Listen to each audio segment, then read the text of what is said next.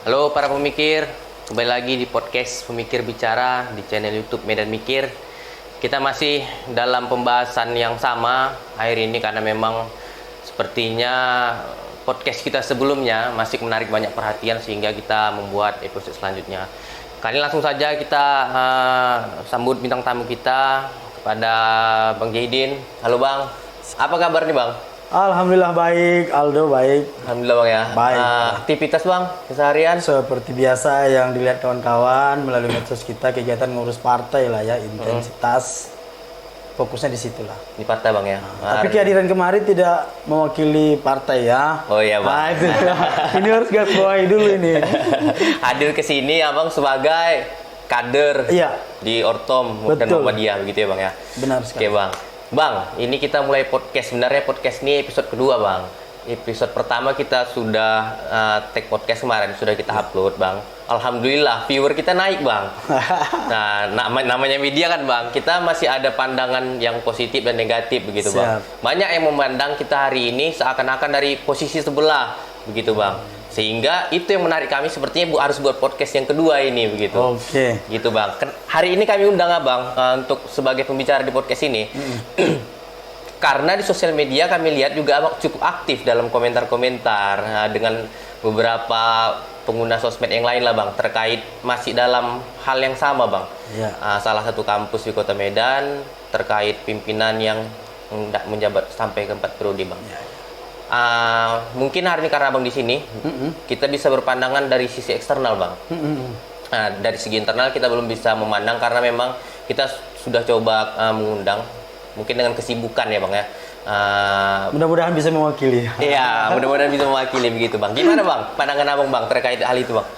Ya, kalau saya ditanya secara pribadi saya mengatakan yang periodisasi khususnya di lingkaran yang kita bahas ini kan keluarga besar, payung besar bernama Muhammadiyah. Iya Bang. Itu sangat bijaksana dalam menetapkan sesuatu apapun, termasuk dalam hal yang banyak kita bahas belakangan ini. Saya juga menonton itu video pertama tentang permasalahan di kampus Universitas Muhammadiyah Sumatera Utara lah saya Benar, bilang Bang.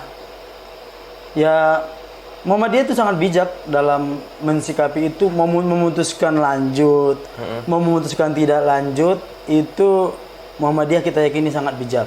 Iya Bang. Tapi kalau pandangan saya memang Pak Rektornya harus lanjut gitu. Harus lanjut Bang. Harus lanjut. Kenapa demikian Bang? Saya melihat begini ya, di awal-awal ini saya sampaikan bahwa saya memandang itu jauh betul ke depan. Iya Bang.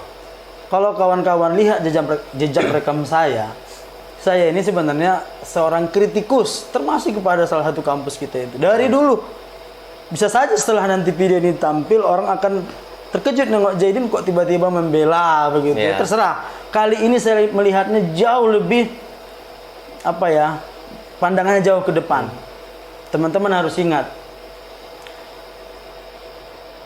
kepemimpinan nasional di negeri kita ini pada masa ini sangat berbeda dengan masa-masa sebelumnya. Kaitannya dengan apa? Kaitannya adalah dengan muktamar yang akan kita gelar dalam beberapa waktu ke depan.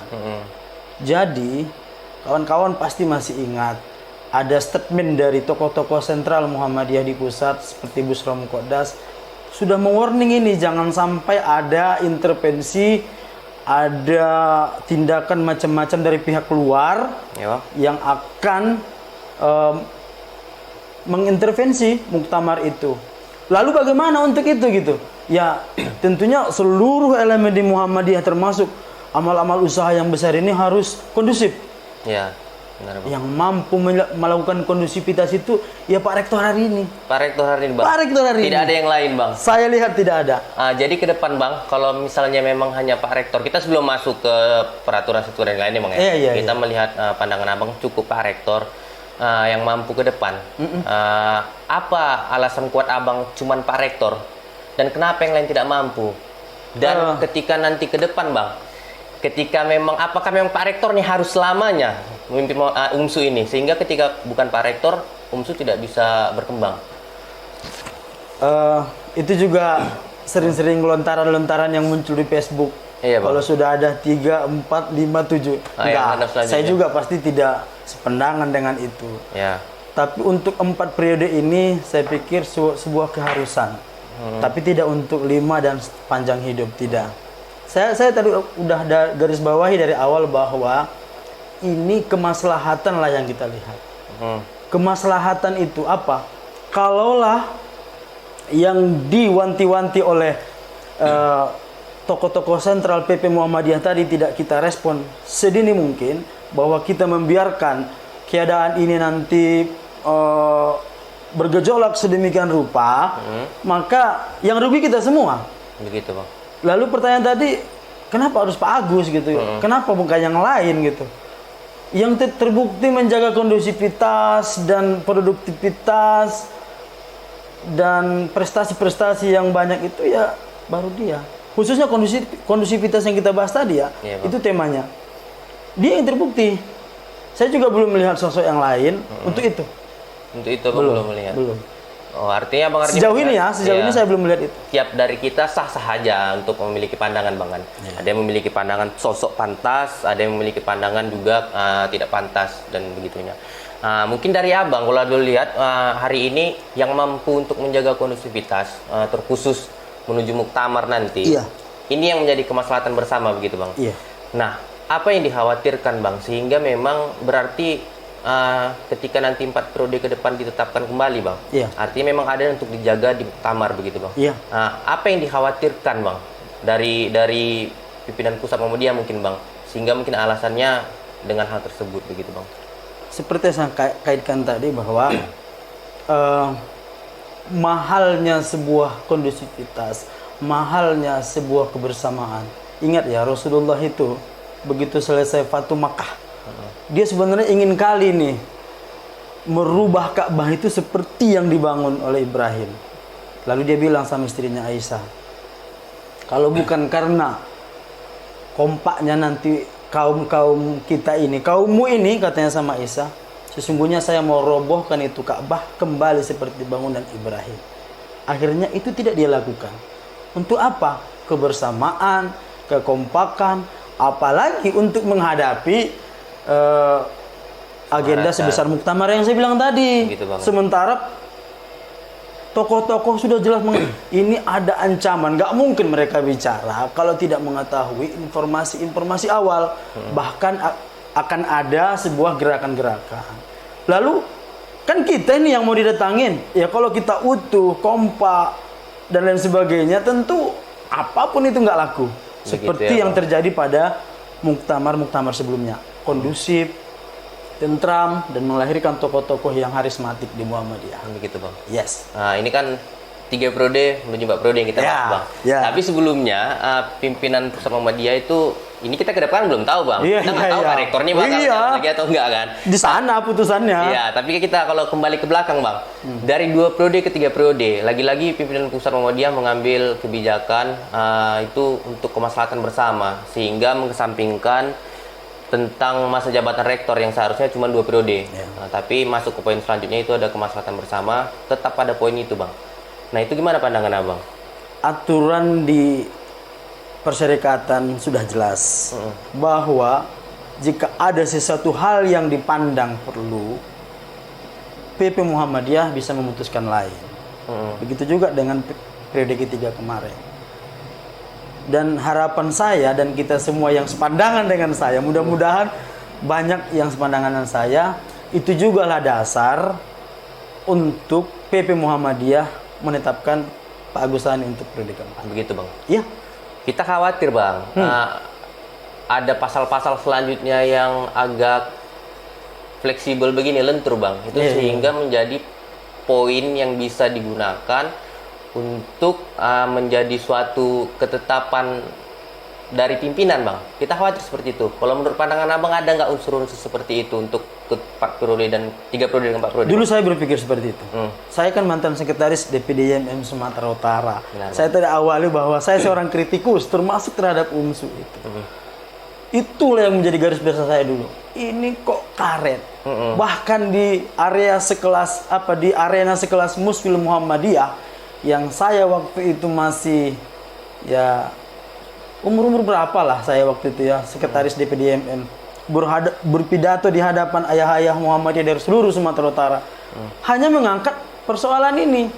Ayahanda mohon pasal-pasal yang cenderung membuat kita seperti waktu itu saya katakan, saya katakan bermunafik ria ini sepertinya kita ini. Kita tetapkan 2 periode, ternyata bisa 3, bisa 4 gitu. Pada posisi itu, waktu itu saya protes sama seperti mungkin Aldo atau mungkin bukan Aldo yang lain. Tapi belakangan saya menyimpulkan begitu. Itulah itu mahalnya Muhammadiyah. Tidak semua kasus begini. Tidak semua daerah seperti ini. Tidak semua kampus berlaku seperti ini. Itulah kebijaksanaan atau harisma yang istilahnya itu sesuatu hal yang besar yang dimiliki Muhammadiyah. Pun kita bilang misalnya, loh berarti bisa berlaku keseluruhan. Tidak.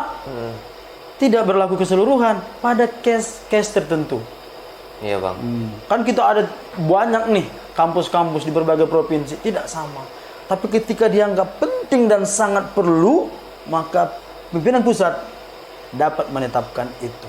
Dan dijamin oleh aturan yang kita bahas tadi. Begitu bang ya? Maka itu juga lah yang menjadi tuntutan kita, harapan kita untuk Pak Agus 4 periode. Semoga PP Muhammadiyah mengambil langkah itu, mengambil poin itu.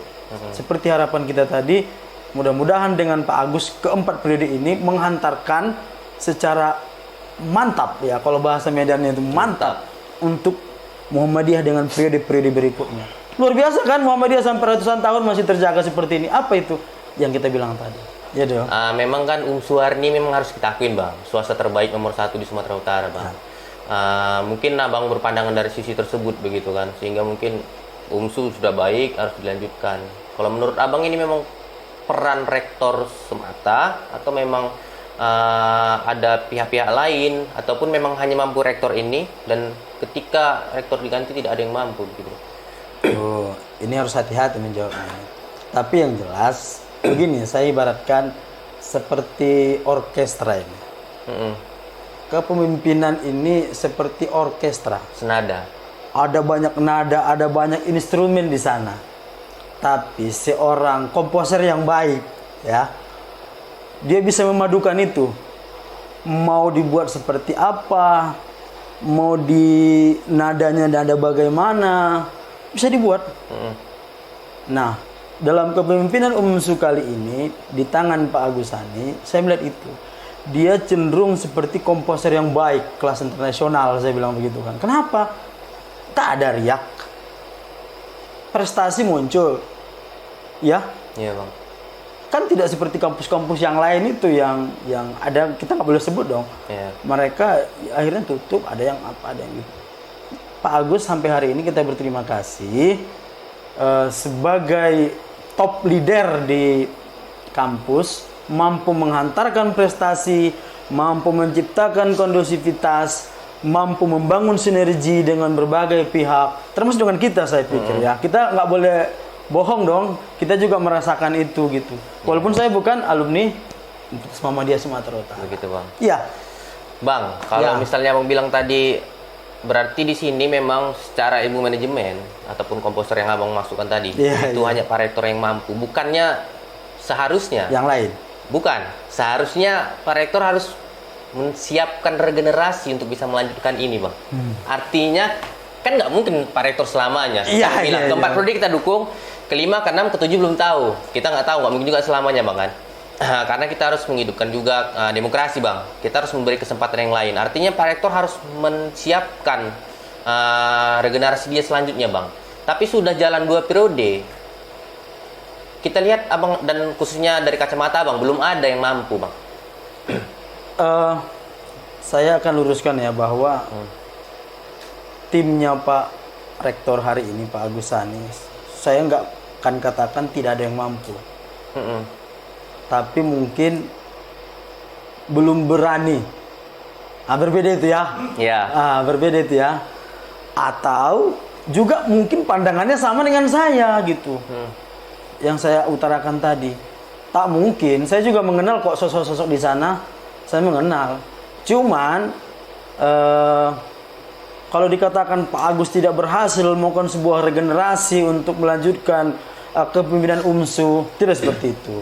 Gitu bang. Saya balik-balik menggiring kita, menggiring kawan-kawan, kader-kader Muhammadiyah, khususnya angkatan muda. Tuluslah kita memandang keadaan yang saya katakan semua mungkin kita paham bahwa kondisi hari ini tidak sama dengan 20 tahun lalu. Benar, kita akui bang. Tidak sama, bahwa untuk memahami secara utuh tentang itu, itulah yang saya mau sampaikan, mau saya perjuangkan. Monggo lah, salahkanlah Pak Agus lagi. Bukan karena dia nggak mampu menciptakan regenerasi, tidak. Ada banyak itu orang-orang.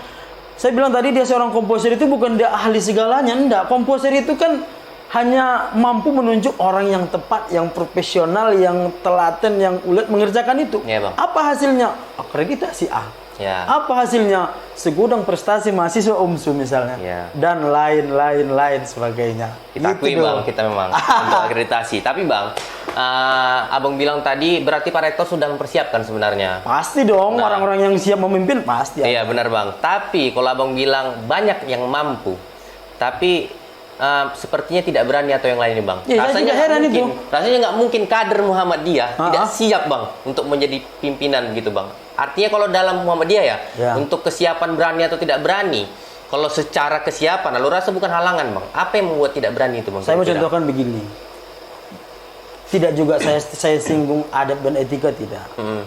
Atau tipologi kepemimpinan seperti A, B, C, tidak. Saya hanya mencontohkan begini. Di Muhammadiyahnya sendiri pun, Mm-mm.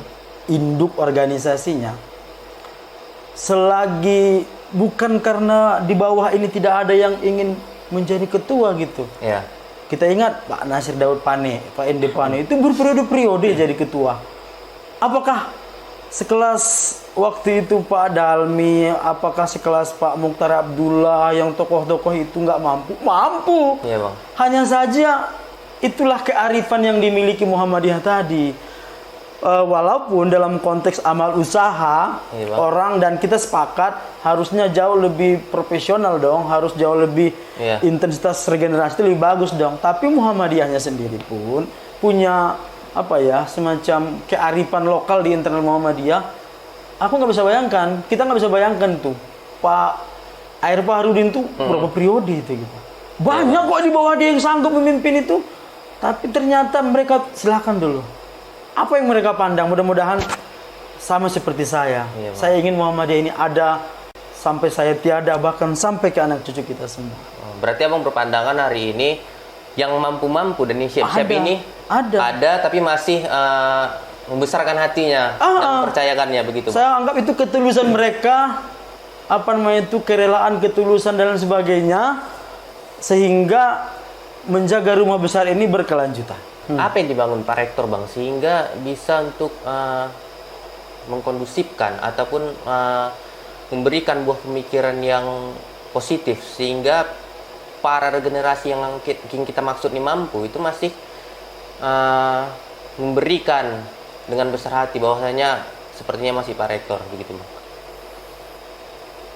Susah ya menjawab itu ya. Apakah Pak Rektor? Ya gini ya, saya melihat ya, Iya bang. bolehlah kita cross check di lapangan. Pola komunikasi atau komunikasi organisasi lah kita bilang, yang terjadi di universitas itu atau di UMSU itu sepertinya yang Pak Rektor bangun itu antara ayah dan anak. Pahamlah kalau sudah antara ayah dan anak, Iya, mana mungkin pula ya serta merta anak-anak ini kan berani kan gitu. Bukan polanya menakut-nakutin, tidak. Kalaupun ternyata ada yang berani, ya biasalah di keluarga itu ada anak yang nakal kan gitu. Iya bang. Jadi saya memahami komunikasi organisasi yang dibangun Pak Rektor itu seperti ayah dan anak. Gak usah saya panjang lebar, semua pasti menyimpulkan udah payah itu. Pasti sifatnya monggo lah. Iya. Jadi bang, kalau 4 periode ini menurut abang masih Pak Rektor yang sekarang yang masih melanjutkan, kapan kira-kira harusnya sudah jangan Pak Rektor lagi bang? Ini Apakah ke 5 periode? Betul-betul Ke 6 periode? saya ini di Ya ini kan pandangan saya tadi abang. udah bilang, Ya.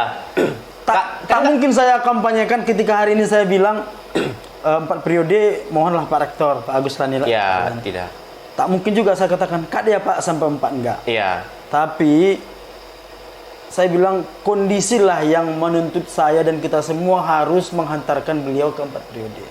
Tapi bolehlah kita bilang tidak untuk 5 periode. Dan saya yakin beliau juga memahami itu. Beliau itu orang ya, saya sering berdebat dan berkawan dengan beliau. Iya, Bang. Saya pelan-pelan memahami beliau. Ternyata memang pandangannya cukup jauh ya. Belakangan saya simpulkan cukup jauh. Termasuk dalam urusan kali ini. Begitu, Bang. Bang, kalau boleh lah, Bang. Tentu kan pasti ada yang harus dikritik juga, Bang. Ada. Kira-kira pesan, Bang. Pesan lah, kita bahasnya lebih ke pesan. Apa yang ingin Bang sampaikan, Bang, untuk Pak Rektor yang sekarang, Bang? Saya cenderung begini ya, kalau mau mengkritisi banyak lah. Tak ada sebuah kepemimpinan yang sepenuhnya bagus, tak ada. Pak Agusan itu kan bukan nabi. Nabi Muhammad aja pernah ditegur Tuhan kan begitu. Pasti ada. Mungkin Pak Agus kita tantang, Ya, kita Bang. berpesan Pak Agus kita tantang untuk lebih memakmurkan pegawai yang ada di lingkungan universitas. Tentu itu ya, kalau pegawai itu bagus, walaupun sebenarnya hari ini kita anggaplah bagus karena tidak ya berjalan dengan bagus begitu. Tapi tentunya menurut saya, hitungan saya itu masih bisa lebih dimakmurkan lagi. Saya pikir dengan kondisi UMSU hari ini masih ada jalan untuk bisa lebih memakmurkan karyawan. Saya dulu berdebat sama beliau itu. Ya, Ada 3 hal yang saya tuntut sama dia itu. Pertama, Pak Agus, saya minta ini pegawai, dosen yang ada di lingkungan universitas ini tolonglah menghargai kami sebagai ortom. Jangan ketika kami masuk kampus, apalagi notabene saya bukan anak UMSU ya, anak UIN, anak IAIN, tetaplah menghargai kami. Maka jalannya itu Pak Agus mungkin perlu mengadakan Baitul Arqam untuk pegawai, termasuk juga mahasiswa. Alhamdulillah hari ini dijawabnya udah berperiode-periode kan, semua pegawai wajib itu begitu. Yang kedua, pernah kita minta sama beliau itu ya semua dijawab. Jadikanlah kampus ini betul-betul kampus gitu. Hari ini tidak ada premanisme di sana. Betul-betul kampus. Iya, Bang. Saya sempat mendesak waktu itu. Waktu saya di sekretaris DPD Sumatera Utara. Saya sedih nengok kondisi kampus yang banyak begundal-begundal premanisme dan lain sebagainya. Tolonglah diciptakan. Tak perlu, sepertinya Pak Agus tak melulu harus kuantitas. Kualitas juga yang harus kita kejar. Dan beliau, ya saya juga merasa seolah-olah saya betul. Enggak. Saya kali lah mendorong itu, enggak. Tapi itu pernah saya sampaikan dan itu dijawab oleh beliau. Dan hari ini kita lihat kampus itu bagus, premanisme itu enggak ada. Ya sebagai kampus Muhammadiyah sudah mulai lebih rapi, tertib. Terbuka, Bang, ya. Yang di luar kampus begitu. Oke, Bang, masih menyangkut, Bang. Abang bilang tadi pesan ke depan mungkin lebih kesejahteraan karyawan, Bang. Ya. Kenapa karyawan yang menjadi sorotan Abang? Apakah hari ini belum sejahtera atau bagaimana, Bang? Itu pernah saya dengar, itu tapi dulu-dulu kali ya, sebelum Pak Agus memimpin ya. Begitu, Bang. Dulu-dulu kali. Saya masih waktu itu di IPM waktu itu. Ada istilah di UMS itu gaji petinggi besar, gaji karyawan tidak. Tapi belakangan saya dengar itu udah mulai beranjak bagus. Bahkan dalam urusan THR kabarnya mereka itu top lah. 3 kali kelipatan gaji gitu. Saya pingin juga merasakan itu. Begitu, Bang. Saya hampir pernah jadi anggota anak buahnya Pak Rektor. Pernah malah. Saya pernah jadi anak buahnya Pak Rektor dalam waktu yang singkat, waktu saya kerja di Rumah Sakit Muhammadiyah. Dan waktu itu UMSU telah mengambil alih manajemen rumah sakit. Saya ini sempat berapa bulan lah itu, ya nggak sampai setahun, hitungan 2 bulan atau 3 bulan. Terus saya mundur lah. Begitu. Karena lebih ingin fokus ke politik. Bang, kalau kita berbicara tentang generasi 4.0, Bang, 4.0, Bang. Hari ini kan walaupun masih dalam proses galak-galaknya, Bang, ya, dari mulai beberapa tahun yang lalu, sepertinya UMSU juga harus bisa untuk mengakomodir generasi-generasi 4.0 nih, Bang. Kira-kira kriteria apa yang diperlukan untuk rektor ke depan, Bang? Untuk di UMSU begitu, Bang. launching atau semacam gerakan 4.0. Saya sendiri pun kadang karena orang kampung kali ya memaknainya itu yang penting ada gebrakan baru, ada situasi yang baru yang dihadapi setiap pemimpin atau pekerja dan sebagainya. Khusus di internal Universitas Muhammadiyah Sumatera Utara, saya pikir cerita ini udah cerita 2 tahun yang lalu atau 3 tahun yang lalu. Ya. Tapi lagi-lagi kita pastikan bahwa Pak Rektor ini mampu kok merespon itu semua. Seperti yang saya ulang lagi tadi komposer itu, mau nada apapun, mau keroncong, mau dangdut, mau rock dangdut dan sebagainya, ketika dia mampu mencari dan memilih orang yang tepat, ya tinggal itu kan produk itu ada karena ada yang mampu. Dan itu banyak gitu. Ketika kita mampu mencari orangnya, menempatkannya dan memberikan keleluasaannya untuk bekerja sesuai dengan tuntutan 4.0 yang kalian maksud tadi, tentu UMSU itu akan senantiasa ikut dalam arus. Begitu. Dan selama beberapa tahun ketika itu udah mulai bergulir, Pak Agus bisa merespon itu. Saya nggak mau katakan yang lain nggak mampu tadi seperti tadi ya, nanti salahkan lagi. Yang lain mampu juga, tapi mampu juga. Boleh saya katakan ternyata Belum Pak Agus berani. juga mampu, walaupun gitu. dibilang dia tokoh tua dan sebagainya, ternyata bisa kok. Begitu Bang. Di tengah katanya zaman ini sudah 4.0, Pak Agus selalu aja, saya pemimpin, saya cari orang yang pas, dia akan bekerja di situ secara profesional, dan saya lihat itu untuk kampus fakultas yang baru itu orangnya muda betul itu. Iya, Bang. Adean Ilmu saya itu komputer. saya kira itu. Fakultas apa namanya Ilmu itu? komputer. Ilmu komputer. Saya pikir itulah semacam-macam itu. Pak Agus tidak buta, dia ngerti. Dan mereka kan kerja tim, kerja kelompok.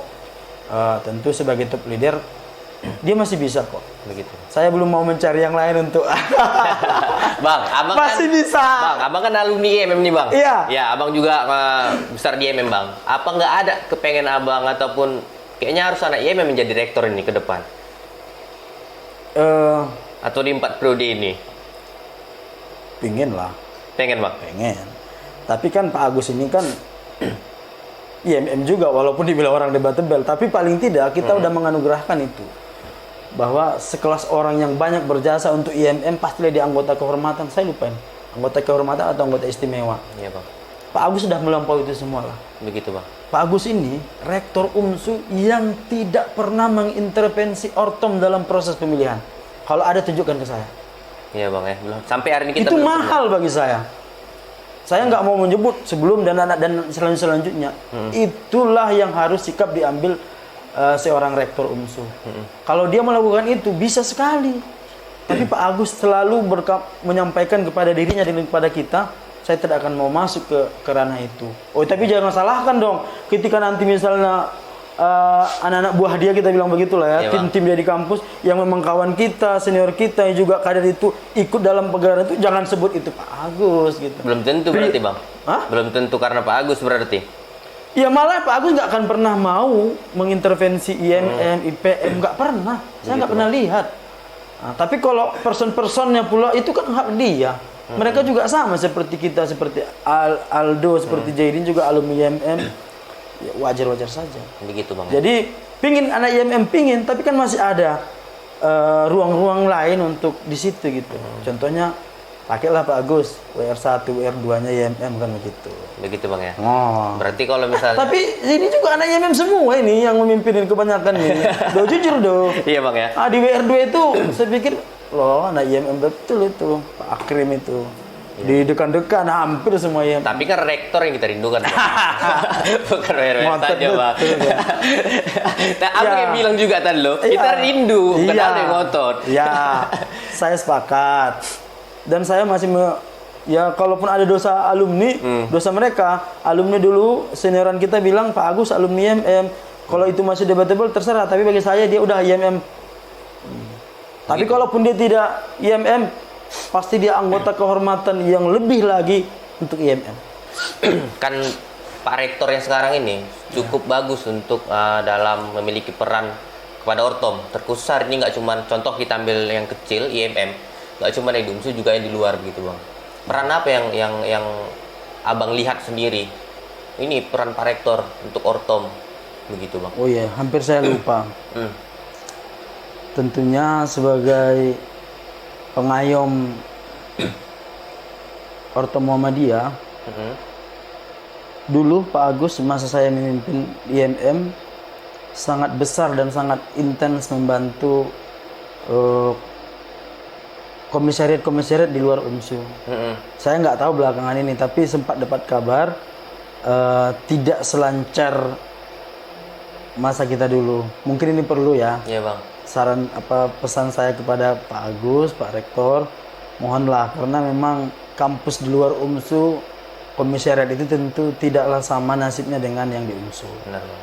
Itu tulus dari batin saya menginginkan itu supaya dakwah Muhammadiyah di berbagai kampus di luar PTM tetap bisa berjalan seperti apa yang terjadi di komisariat-komisariat di PTN. Begitu bang. Itu harapan betul-betul saya ini. Kalau Pak Agus dengar ini, alhamdulillah, Iya, Bang. tolonglah Pak Agus. Begitu juga lah dengan ortom lain ya, Iya. NA Pemuda. dulu sering kita bahas itu. Dengan kondisi sekarang, sebenarnya layak sih kalau Pak Agus memfasilitasi ortom itu lebih. Iya. Dan kita yakin itu, kalau misalnya Pak Agus menggunakan anggaran yang ada itu bisa dibagi ke ortom, PP Muhammadiyah saya yakin nggak akan keberatan itu. Begitu. Karena Pak Agus kita ini kan sangat tata kelola. Sampai dibilang-bilang rektor tata kelola begitu kan. Konsisten beliau di situ tuh. Konsisten.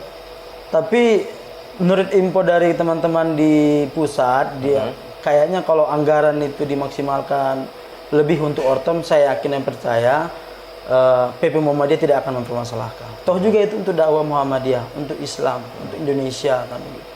Mohonlah catatan saya juga, mohon Pak Agus juga lebih memperhatikan itu. Gitu bang.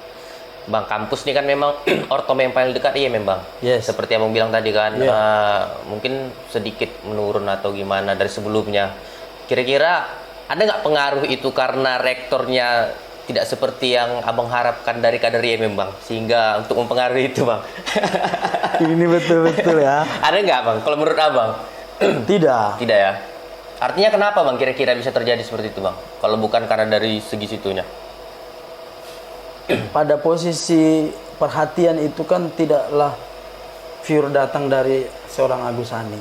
Dia kan banyak pembantunya, ada wakil-wakilnya. Dan sepemahaman saya, yang mengurus untuk itu juga ada. Ya.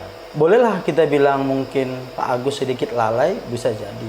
Tapi ada kok yang bertugas untuk itu, bahkan proses untuk memperhatikan ortom, tahapan bantuan itu udah ada kok yang mengurusin gitu. Tidak langsung otomatis Pak Agus langsung yang menentukan angka-angka. Saya pikir begitu. Orang-orangnya juga tahu kita. Mungkin hati mereka yang perlu diketuk untuk lebih apa ya? Udahlah, bukan untuk saya kok, untuk organisasi juga kok. Apalah salahnya kita maksimalkan perhatian terhadap ortom-ortom itu. Terlebih lagi kepada Muhammadiyahnya. Dulu kita selalu protes gedung UMSU bagus-bagus, gedung PWM. Sekitar 4 bulan yang lalu saya dengar UMSU sudah mempersiapkan, dan hari ini posisinya udah mau dipindah sementara sekretariat PWM karena UMSU sudah akan membangun gedung dakwah Muhammadiyah Sumatera di depan makam pahlawan. Alhamdulillah. Iya bang. Lagi-lagi, nanti kalian bilang kok ngumbang Pak Agus. Tidak. Nih realita, fakta Realita, gitu. Oke bang.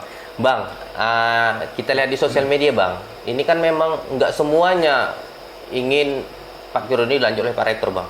Apa yang membuat apa ya bang? Banyak pendapat ini begitu di sosial media itu sangat kita melihatnya lah bang, agak sedikit memang sedikit panas begitu bang. Komen sini komen sana, update status, kaum Arab lah, apa yang lainnya, bahasa-bahasa dengan hashtag tolak Pak Periode bang. Apa yang diperebutkan bang? Direktur ini, apakah memang ada target tertentu atau memang ingin melanjutkan kepemimpinan rektor untuk melanjutkan berbuat baiklah di amal usaha begitu bang? Iya, sepakat sama Aldo. Iya bang. Temanya itu kita tak sepenuhnya menyalahkan teman-teman itu Ya. yang protes. Misinya juga dakwah, misinya juga supaya ada regenerasi. Saya sepakat dengan pertanyaan Aldo. Tak bisa sepenuhnya menyalahkan mereka. Benar. Mereka kan teman-teman kita juga. Dan tidaklah pula bisa membuat puas secara batin seluruh pihak atau stakeholder itu gitu. Ya. Ya, saya tidak pada posisi menyalahkan mereka, tapi tolonglah tetap dijaga etika bermedsos. Saya melihat sudah keterlaluan itu, sampai menyebut-nyebut statement-statement yang kurang bagus di media sosial yang melihat kan banyak. Tetaplah kalaupun mau mengkritisi Pak Rektor dalam cerita 4 periode ini, menjaga adab dan etika. Begitu, Bang. Iya. Tuntutan mereka sah-sah aja. Apalagi di organisasi Muhammadiyah yang menjunjung demokrasi, yang tetap tidak lupa terhadap tahapan-tahapan regenerasi. Apa yang mereka tuntut wajar, tapi jangan sampai kelewatan batas. Begitu, Bang ya. Iya. Etika-etika harus tetap Saya dijaga. baca itu, saya nggak sebut di sini, tapi statement itu nggak wajar lah. Begitu, Bang. Mengejek, menghina itu nggak boleh. Syukur-syukur ya di Muhammadiyah kita belum pernah kok ada yang dipenjarakan Ya. dalam perkara-perkara seperti itu. Nah, ini mungkin pertanyaan terakhir, Bang. Kira-kira membuat mereka yang seperti ini apa ada nggak kira-kira mereka melihat mereka terkesampingkan adanya KKN di kampus Universitas Muhammadiyah Sumatera Utara, Bang? Menurut Abang? Jabatan itu kan terbatas, tidak sebanyak orang yang menginginkannya. Ya. Jadi pasti ada ketidakpuasan. Tapi harusnya khususnya mereka-mereka yang protes kan sudah pernah menikmati juga, saya kira itu. Jadi bergulirlah jabatan itu. Loh, kenapa Pak Agus nggak bergulir balik ke situ nanti? Udahlah, saya sudah jelaskan panjang lebar tadi itu. Jadi teman-teman itu apakah Aldo bilang tadi, apakah mereka karena tidak kebagian jabatan dan sebagainya? Tidak, Bang. Tidak lah. Berarti untuk di UMSU ini KKN tersebut dari pandangan Oh, Abang? KKN ya? Saya melihat memang di setiap kepemimpinan siapapun pasti ada tuduhan-tuduhan ya. Tapi yang paling kita tunggu pembuktian lah. Sejauh ini tidak ada pembuktian yang konkret. Muhammadiyah punya lembaga yang khusus menangani masalah amal usaha Muhammadiyah, namanya LHKP kalau nggak salah. Lembaga yang mengaudit amal usaha Muhammadiyah atau uang-uangnya Muhammadiyah. Belum ada satu yang terbukti. Tapi tetap kita himbau lah setiap, bukan hanya Pak Agus ini, sekolah, TK, SD, semua pimpinan amal usaha Muhammadiyah, Iya, Bang. kita harapkanlah supaya menjaga tidak terjadi korupsi. Dan sampai hari ini khusus ke Pak Agus tidak ada terbukti apapun. Khusus masalah nepotisme, oh ini istimewa lagi nih, saya ngomong Pak Agus, kalian bilang Pak Agus tuh orang rektor yang tak pernah menempatkan keluarganya di situ. Istri anak nggak pernah. Iya, Bang. Nggak pernah. Jadi Pak Agus dalam hal nepotisme clear ini. Kolusi dan persekoncoan saya pikir nggak juga. Menurut pandangan Abang? Ha, Bersih, Bang ya? ya terserah kawan-kawan. Kalau saya menilainya bersih. Iya. Tidak ada dia punya anak kerja di situ, family, ada ipar, nggak ada. Begitu, Bang ya. Oke, Bang, mungkin kali ini cukup, Bang, untuk kita berdiskusi, Bang. Oh, Terima kasih, Bang. Siap segitu aja. Iya, mungkin kita tambah juga nanti di episode kedua, Bang. Oh, iya. Nah, kita buat lagi, kita undang apa lagi. Oke. Bang, terima kasih oke. banyak, Bang, atas waktunya, Bang. Mungkin nanti episode ini bisa kita lihatkan kepada para pemikir, Bang. Mungkin sebelum Saya boleh iya, sebelum closing, nanti Aldo tutup, Bang, mungkin boleh pesan lah dari Abang, Iya, ataupun kata-kata motivasi dari Abang. Apapun yang saya sampaikan dalam tampilan kali ini, tentulah itu nurani saya bicara.